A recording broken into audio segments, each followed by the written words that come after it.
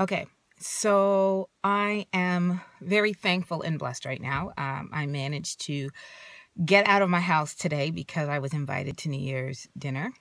Haven't been able to go out for the last 2 days because the cold in Toronto has been feeling like between -21 and -30. So even coming out today, um, my arm by the window is tingling and cold and sharp right now. So, and my back for some reason has been bothering me on the drive. Only a 20-minute drive. So, I'm gonna see how the evening goes and see if I'm gonna have to take meds or if I can push my way through it. But I'll keep you updated. I'm gonna go have a good time, y'all. Bye. Okay, hi guys. It's about 1:15 in the morning. I have returned from my evening gathering. I've been home for at least an hour or so.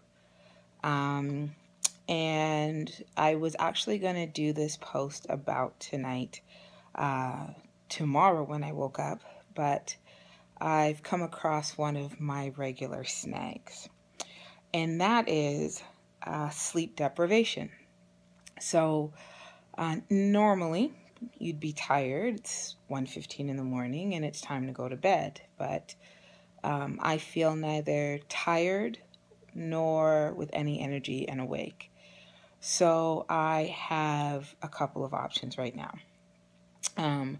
One, I make my bed very comfortable, which is what I'll have to do, and I will try to do music of meditation to help me sleep.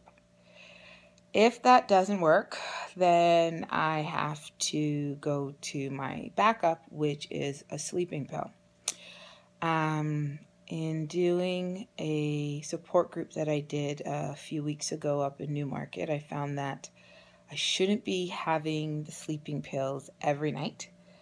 And so I only try to do it 3 or 4 times a week, and sometimes I bear and grin it. But tomorrow I have plans with one of my ministry groups, and I intend to try and have some energy. So I'm going to try one or both of those sleep options and see what happens.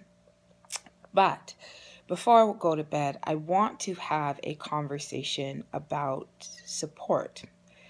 Today I went to have dinner, or last night I had dinner with some friends, and I haven't seen them in months. Some I actually probably haven't talked to all year. But I started to explain to them what was going on with my fibromyalgia, even when I saw them in the summertime. So, and speaking with them today, and speaking about doing this blogging and talking to them about writing a book about my journey, I haven't had anybody look down at me, laugh at me, but only encourage me and state that once again God is using my circumstances and my situations to bring knowledge or understanding or love to others. I have to also say, last year, the people that were in my life, nobody looked down at me. Nobody has said anything negative. And I know that there are some people out there who aren't as fortunate as I am. In going to support groups here in Toronto and going to education programs, or just putting myself out into the community, I'm hearing a lot of negative things, like family and friend members don't believe the pain that some of us are in, that don't believe, that believe that some people are being very lazy. And it's really hard. An invisible disability means that everyone thinks that you look great on the outside or you look good, but they have no idea the amount of pain that you're in. And so I just want to kind of say 2 things. For those people that are out there, that are dealing with a chronic pain that don't have the support that they need to. I can't tell you how to have your family and friends, but I can say start advocating for yourself. And if that's not working, then look for support groups, whether it be on Facebook or Instagram or even in your local communities, where you can sit down for a moment in time and be in a circle of other people that are understanding your pain or motivating you or lifting you up. Just because we have something that is deemed negative doesn't mean that our whole lives need to be doesn't mean that we have to give up on life. And two, for those that have a family or friend member that is dealing with an invisible disability,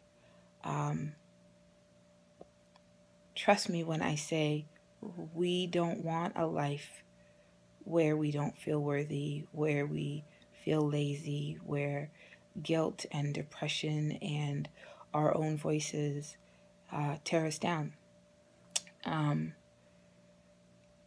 If you don't understand, there are ways of getting information for you to understand these diseases a little bit more. But I know that it could possibly be hard that you now have to pick up slack in ways that the person that has the chronic pain, where you deem them as them being lazy and you're picking up extra slack, or you don't know how to interact with them, or you don't know what to say to them. But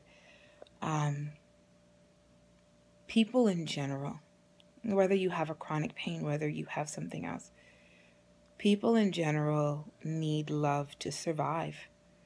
And so it's a lot easier to give a kind word, to give a helping hand, to ask somebody what they're feeling or what they're going through, and to try and gain clarity and understanding for yourself than it is to give somebody a negative word and to crush them down. Because if you're stepping on them, not only do they have to fight getting you off, but they have to even try and get themselves up, which is a greater fight. So you being positive in anybody's life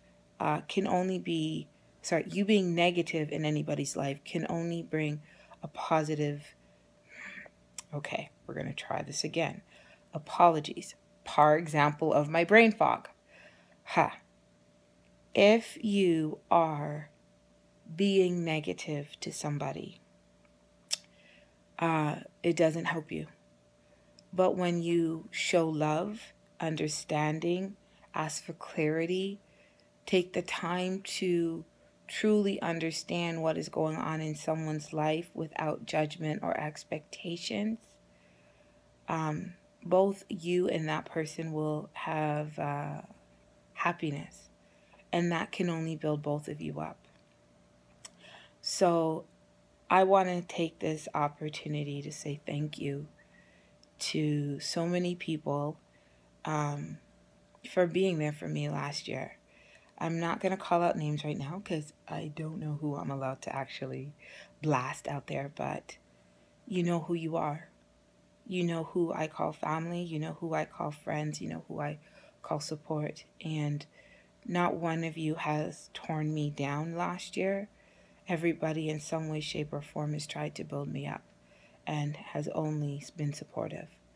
So from the bottom of my heart, I praise God and say thank you, because you're making this very hard situation not as difficult. Peace and love. I'm signing off, and hopefully I get some sleep tonight. Bye.